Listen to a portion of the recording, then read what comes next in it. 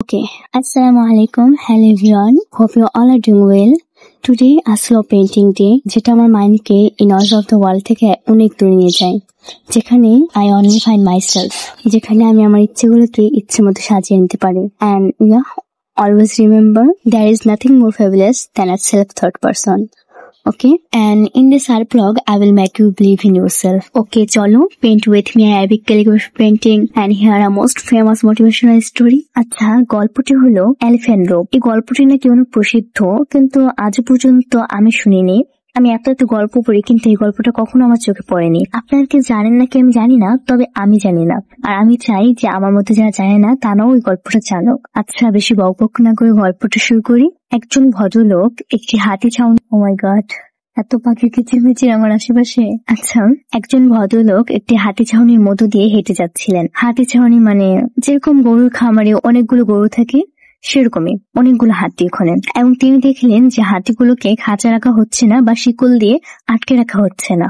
মানে এত বড় ধরনের হাতি সেখানে রেখেছে, কিন্তু সেগুলোকে শিকল দিয়েও বেঁধে রাখেনি বা খাঁচার মধ্যেও আটকে রাখেনি। শিবির থেকে পালানো থেকে যা তাদের আটকে রেখেছিল, মানে হাতিগুলো যাতে সেই শিবির থেকে পালাতে না পারে, সেজন্য কি ব্যবহার করা হয়েছিল জানেন? তা ছিল তাদের একটি পায়ে বাঁধা একটি ছোট দড়ি।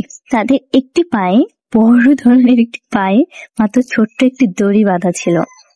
লোকটি হাতিদের দিকে তাকালেন। তিনি সম্পূর্ণরূপে বিভ্রান্ত হয়ে পড়েন যে কেন হাতিরা কেবল দড়ি ভেঙে শিবির থেকে পালাতে তাদের শক্তি ব্যবহার করে না। তারা সহজেই তা করতে পারত।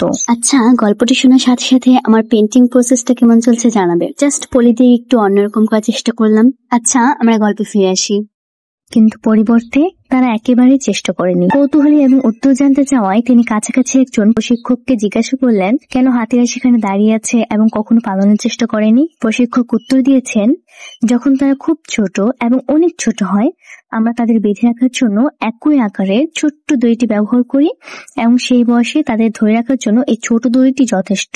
তারা বড় হওয়ার সাথে সাথে তাদের বিশ্বাস করার শর্ত দেওয়া হয়েছে তারা ভেঙে যেতে পারবে না, মানে তারা এই ছোট দড়িটি ছাড়িয়ে এখান থেকে পালিয়ে যেতে পারবে না। তারা বিশ্বাস করে যে দড়ি এখনো তাদের ধরে রাখতে পারে, এই ছোট দড়িটি তাদেরকে ধরে রাখতে পারে। হাতিদের মুক্ত না হওয়ার একমাত্র কারণ হলো যে সময়ের সাথে সাথে তারা এই বিশ্বাসটি গ্রহণ করেছিল যে এটি সম্ভব নয়। আচ্ছা, আমি এই স্টোরির গল্পের নৈতিকতা আমি গুগল সার্চ করে অনেকগুলো নৈতিকতা পেয়েছি এবং প্রত্যেকটার মাঝেই এত মোটিভেশনাল, এত সুন্দর যা বলার বাহিরে।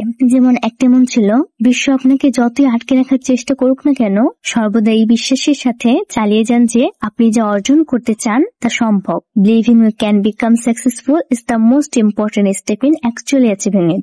বিশ্বাস করা, এই বিশ্বাস জিনিসটা আপনার সফলতা অর্জনের সবচেয়ে গুরুত্বপূর্ণ পদক্ষেপ। আরেকটি, the moral of the story, আমরা হাতির মতো আমাদের নিজস্ব সীমাবদ্ধতায় বিশ্বাস করতে শর্তযুক্ত হতে পারি।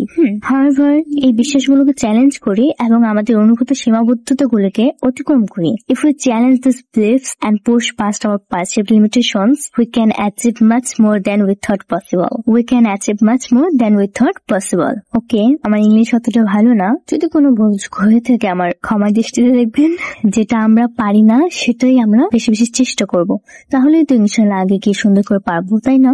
আচ্ছা, এখন আপনার কাছে কি মনে হয় এই যে দ্য এলিফ্যান্ট রোপ গল্পটা আমি শোনালাম, এই ছোট্ট গল্পটা খুবই অনুপ্রেরণামূলক গল্প না? যাই হোক, শেষে এটাই বলতে চাই যে আপনি যেটা করতে চাচ্ছেন মনের মধ্যে বিশ্বাস নিয়ে শুরু করে দিন। বিশ্বাস করুন, চেষ্টা করুন, ইনশাআল্লাহ ফলাফল পাবেনই। আমি আমার একটা মঞ্জিলে পৌঁছানোর জন্য খুব চেষ্টা করে যাচ্ছি, হজট খাচ্ছি, কিছুক্ষণের জন্য আবার থেমে যাচ্ছি, আবার শুরু করে দিচ্ছি। তবু যত ধাক্কা ঝড় তুফানি আসুক না কেন, আমি আমার চেষ্টা ছাড়বো না, কারণ আমার বিশ্বাস ইনশাআল্লাহ একদিন আমি আমার সেই মঞ্জিলে পৌঁছাবোই।